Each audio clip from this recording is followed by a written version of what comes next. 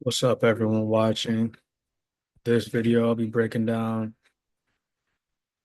UFC Fight Night. We got the rematch, Marvin Vettori and Roman Dolidze. And yeah, let's get into it.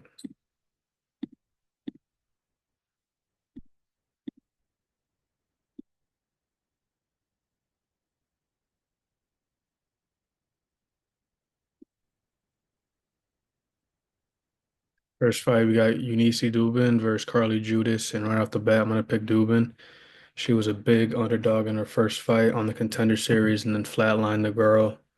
And Judas is 0-2, lost her Contenders Series fight, still got signed.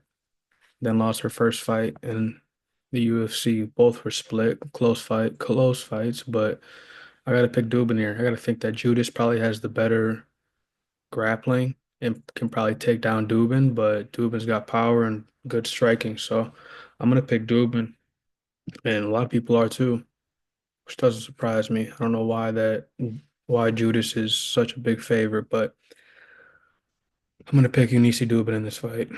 Next fight, we got Josiane Nunes versus Priscilla Cachoeira, and both on a two-fight losing skid. Nunes's last fight was against Jacqueline Cavalcanti, and that was a split.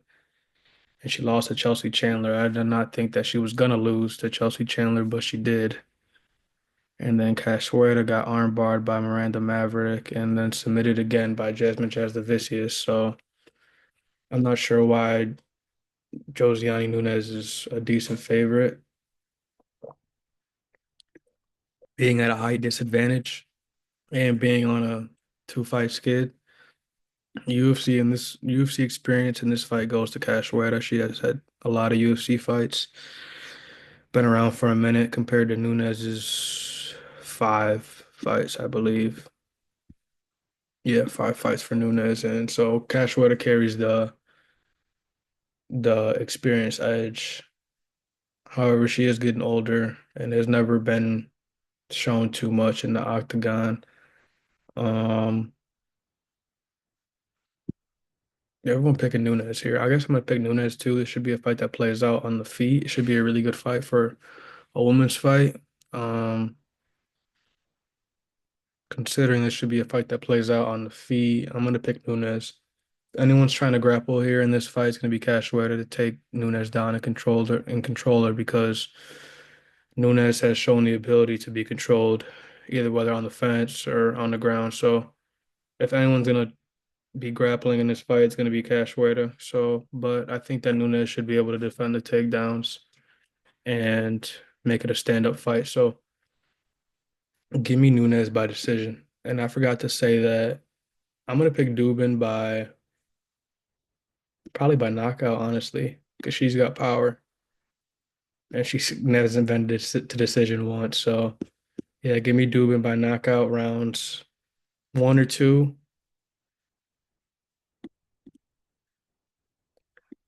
Third fight, we got Andre Lima versus Daniel Perez. And Perez, this is like his third UFC fight. And I think this is the third or the fourth for Lima. Yeah, he had that weird first fight where he got bit and his opponent got disqualified. Then he had a close fight with Mitch Raposo, which was closer than it needed to be. And I think Lima missed weight on that fight. Maybe did he miss? Did he miss weight? Yeah, he did miss weight. However, this should be a fight that plays out on the feet. 10 years younger, Lima is. I think he should have the edges pretty much everywhere. He should have the edge in striking. Not that much of a grappler, but he's shown that he can grapple pretty decently.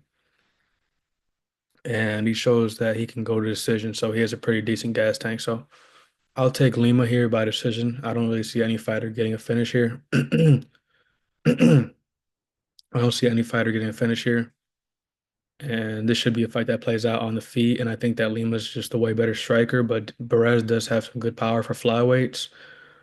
So I don't think the line should be this big, but I'm still going to pick Lima by decision. I don't really see any fighter getting a finish in this matchup. And we got Josias Musasa versus Carlos Vera. Right off the bat, I'm gonna pick Musasa. He had a really good fight in his contender series. It was a split, but I did think that he did enough to get the win, and I did not pick him in his contender series fight.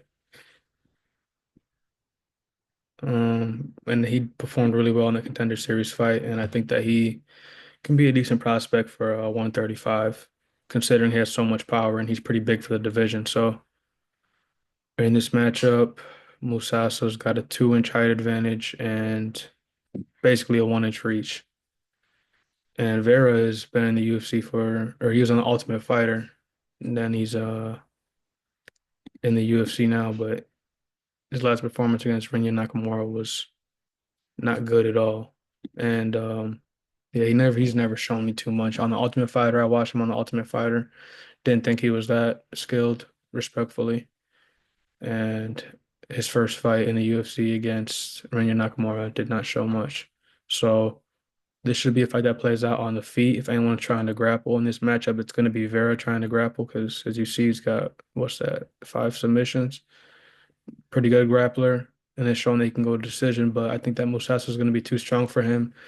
Musasa can defend the takedowns and just be the cleaner striker. He's shown that he can be the cleaner striker, and he carries a lot of power. So I'll take Musasa here by knockout rounds 2 or 3 or by decision. And we got DR Nergoze versus Brendan Ribeiro. And Ribeiro, this is probably like his fourth UFC fight. Yeah, fourth UFC fight. Got knocked out by Min Yang Zhang his first fight, then got decision by Magomed Gadzhimagomedov.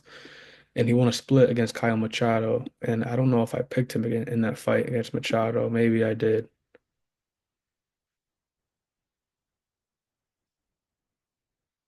Yeah, I did pick him in the fight, but it was a close fight. Split decision, and judges said that Ribeiro did enough to get the win. But there's no way I'm picking him in this fight. He's shown he's susceptible to get hit a lot, and his cardio is not that good. He slows down because he's not that technical, throws a lot of winging shots, and his chin's not that good. But in this matchup, Ribeiro will have a 1 inch height advantage and a 7 inch reach advantage, which is pretty big. But I think that Nergoze should have the advantages everywhere: grappling, striking, cardio, durability, pretty much everything. I'm gonna take Nergoze by knockout in round 1 or 2, but I'll take him by knockout because Ribeiro has shown a susceptibility to get hit a lot, and yeah, I've never rated him too high. And I think that Nergoze, we know these Kazakhs, fighters from Kazakhstan are pretty good prospects, like Asu Amabayev. What's the other guy's name that fought Charles Johnson?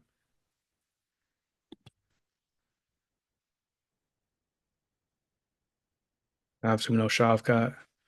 Trying to think of the one guy who as at Maxim. Kazakhs always put out some good fighters, and I think that this is going to be another good prospect for the UFC. So yeah, I see Nergoze getting a knockout pretty early.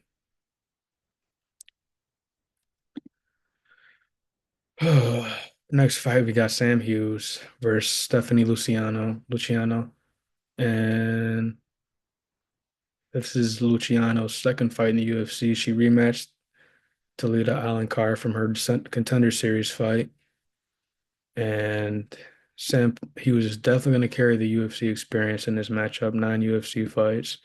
He's coming off a win, taking Dudakova's undefeated streak. And this should be a fight that plays out on the feet. However, Sam Hughes does have decent grappling, showing the ability to get takedowns when she needs it. And we haven't seen too much out of Luciano. Luciano, obviously, her 2 fights with Alan Carr, who's a good grappler, was trying to take her down and find ground control and find submissions on the ground, but she wasn't able to do that. I think that in this matchup, Luciano should be able to.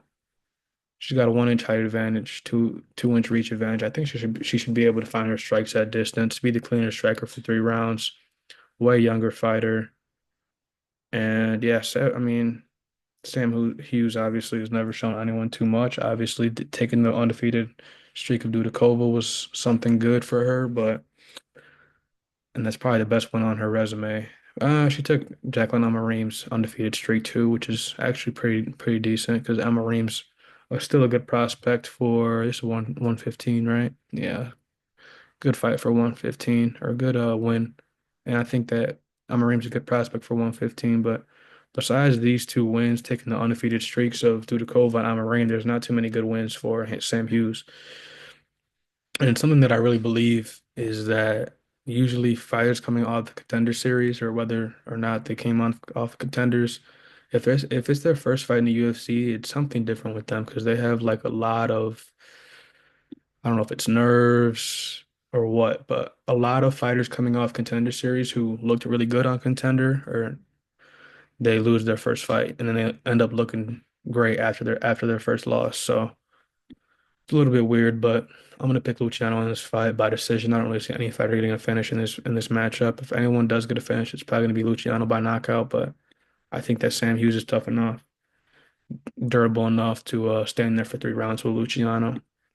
This is gonna be a really good fight. We got Waldo Cortez Acosta, Salsa Boy, versus Ryan Spann. Ryan Spann's coming off a weird, I think it was a split decision. No, he's actually submitted to Ovin St. Peru. And Waldo's coming off a win against Robelas de Spain. And hold on. This fight's a lot closer than I guess people. I was assuming that people were going to be picking heavy on Acosta, but only pretty much 60%, which is interesting. There's no way I'm picking Ryan Spann in this matchup. In this matchup, Ryan Spann will definitely have the better grappling, but he bad gas tank, bad, not good durability. His striking is so-so.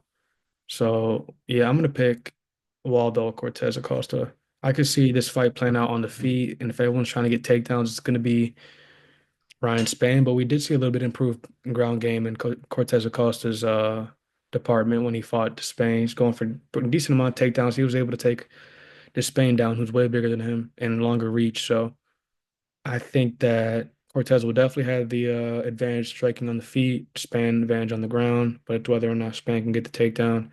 And also, Span's IQ has never been that high for fighting. I mean, respectfully, he that's why he lost the Anthony Smith fight, got submitted by Krylov, and yeah, his IQ has never been that good for fighting. And I'm gonna pick Cortez Acosta in this matchup.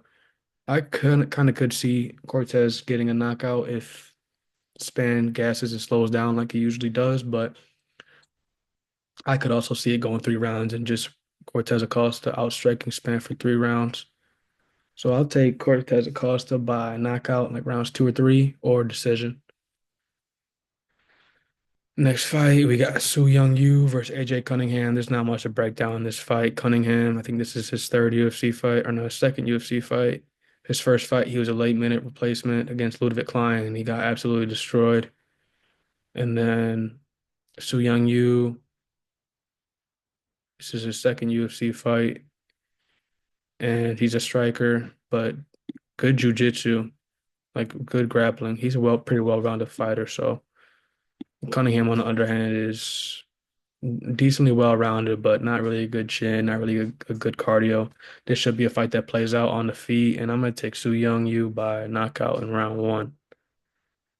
Even though he's at a 4 inch height disadvantage and a 6 inch reach disadvantage, I think that he'll be able to get in in Cunningham's range up close, find a knockout. And if he doesn't find a knockout, he should be able to find takedowns at ease and be able to control Cunningham on the ground. So give me Su Young Yu by knockout, really any way he wants, knockout, submission, or decision, because he's shown that he's well-rounded enough to get a finish anywhere and shown that he's durable and good enough cardio to last 3 rounds. So yeah, give me some Su Young Yu by decision.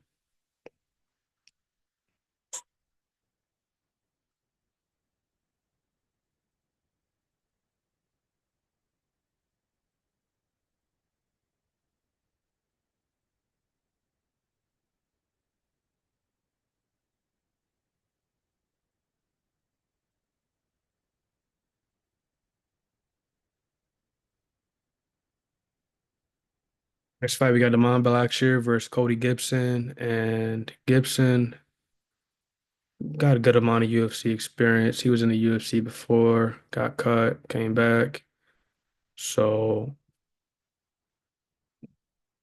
lost to Aljo, not a bad loss, but never really had too many good wins at all.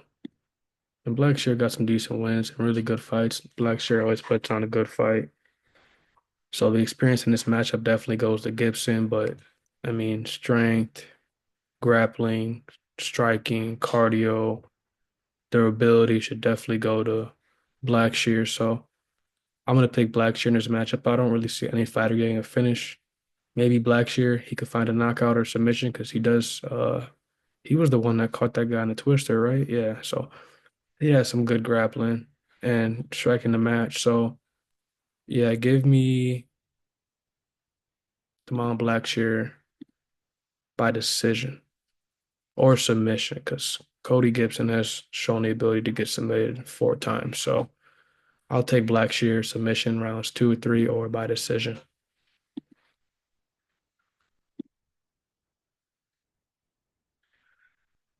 Next fight, we got Alexander Hernandez versus Kurt Holloway, and I'm gonna pick Hernandez.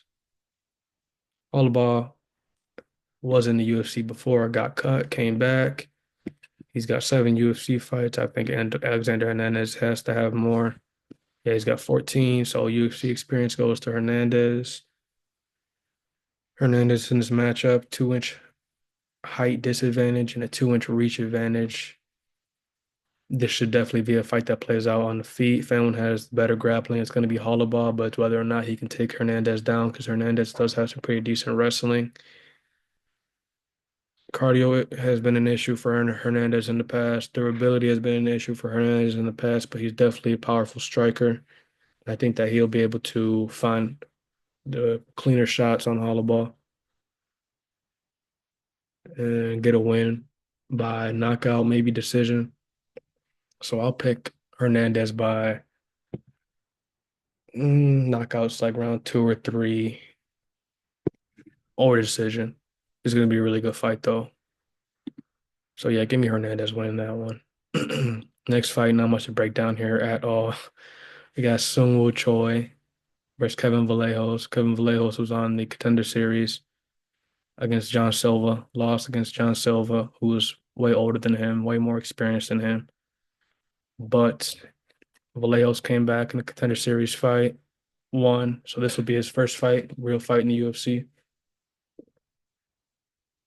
Shown He's shown really good striking, decent grappling. Sung Woo Choi, as we know, he's one that always puts on a show when he's fighting. His last win was a year and a half ago against Jarno Aarons, who's not in the UFC anymore. Without that win, Sung Woo Choi would be on a 4 fight losing skid.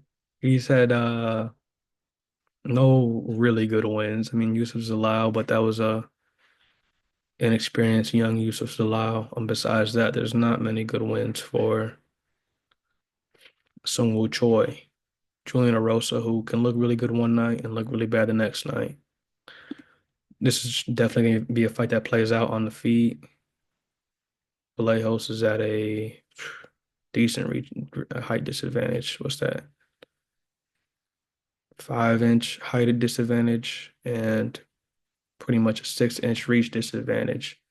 But Vallejos is going to be the faster fighter, the faster fighter, the stronger fighter, more conditioned, definitely the more durable fighter because Sung Ho Choi gets chinned in pretty much every fight that he's in. He's had that fight with Michael Trizano with a double knockdown. In his last fight, he got knocked out by Steve Garcia. So any guy with power that he's really facing, when he gets caught clean, he's gonna go down. So I think Vallejo's pressure will be too much. He's gonna walk Sung Woo Choi down and should be able to find a knockout pretty early, like rounds 1, 2. So yeah, give me Vallejos in that fight. Next fight, we got Alexei Zaleski versus Chidi and Njokuani, and everyone's picking Zaleski here, and I'm not sure why, but He's going to be at a 4 inch height disadvantage and a 7 inch reach disadvantage, which is pretty huge, especially in a kickboxing match like this. We got two strikers, striker versus striker. Zaleski's definitely going to have the UFC experience, but I think Chidi might have the better, cleaner striking because Zaleski's a lot of unorthodox striking, spinning back kicks, wheel kicks, um, a lot of front kicks. Very his striking is kind of Anderson Silva-esque with the kicks. But I think that Chidi is he's shown he can strike himself, really good striker. But the problem with Chidi has been his cardio and his grappling. He's been susceptible to being able to be taken down a lot. And I know that Zaleski's not really a grappler, but he can decently grapple when he gets if he needs a takedown, if he gets rocked, he needs to get a takedown, he'll get it. And this fight's whether or not it's really who gasses first. Really just who gasses first. A lot of UFC fights for Zaleski. He's been in the UFC for almost 10 years or 10 years, yeah. Decent wins. Max Griffin, Sean Strickland was a good win. Benoit Saint-Denis, Abu Bakar had a draw with Renat Fakhretdinov, which most people would give the win to Zaleski. Decent win for Zaleski, but this is a hard fight to pick. I think that Chidi might be able to win, but this is really a coin flip for me. I'm gonna pick Chidi here. I'm gonna pick Chidi here by knockout or decision. I could see Chidi getting a late knockout rounds two or three when both fighters start to slow down, someone get to a clean shot. So yeah, give me Chidi here by knockout or decision. Next up, we got the main event, the rematch, Marvin Vettori, Roman Dolidze, and Roman Dolidze has had some weird wins recently. He had the rib injury with Kevin Holland, Anthony Smith, which he did not. I mean, Dolidze did not look that good in that fight. He lost to Imavov where he pretty much got beat up the whole fight, and he got beat up against Marvin Vettori. So, um, ooh, I want to pick Dolidze because I've picked Dolidze as an underdog a lot. I picked him against Dawkins, Phil Hawes, and Jack Hermanson, all those three fights. He was an underdog and he won. I want to pick Dolidze here, but he already lost to him. He already lost to Vettori. Vettori has shown that he's very durable, good cardio, decent striking, decent grappling. I mean, striking and grappling on Vettori is nothing out of this world, but they're enough to get the job done. To keep him well-rounded enough. We haven't seen Vettori fight in a minute, almost 2 years. Mm, 5 round fight. Dolidze recently, I mean, he's fought at 205 recently. Dolidze is gonna have a 2 inch height advantage and a 2 inch reach advantage. I could see this fight playing out different. The problem with Dolidze is that he throws a lot of winging shots to catch his opponent. In the last fight, Vettori took those shots pretty cleanly. So I think that if Dolidze is able to find takedowns early, because Dolidze is a good grappler. He's when he gets you on the ground, he can hold you there. And he can also find some dominant positions uh and look close for a submission. I mean, oh, it was when he knocked out Jack Hermanson. I think he had like Jack Hermanson's leg and like all tied up and knocked him out. But I mean, the problem is with the lead is really just his cardio. He's shown that he's durable. He can take shots clean. It's just a cardio issue for the lead. Older fighter by 5 years. The lead is getting kind of old. Mm,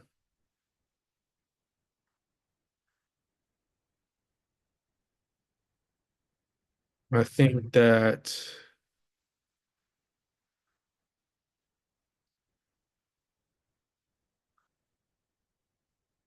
I don't know who's gonna win this, honestly. I want to pick Vettori because he already won the first fight, and Dolidze hasn't shown me much in his most recent fights. And the loss against Vettori didn't show me much. The loss against Imavov got beat up. Didn't look good against Anthony Smith at all. Who's Anthony Smith's definitely on his way out. And the rib injury against Kevin Holland, Dolidze did not even look that good.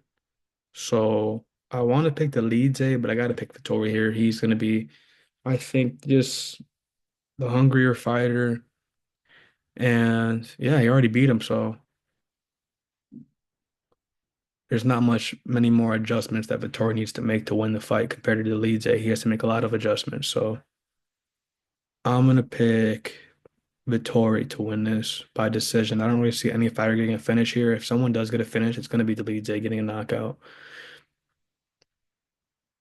But yeah, I'll take Vettori by decision. And that's it. So I should be back next week to make a video for the next card. So see you guys soon.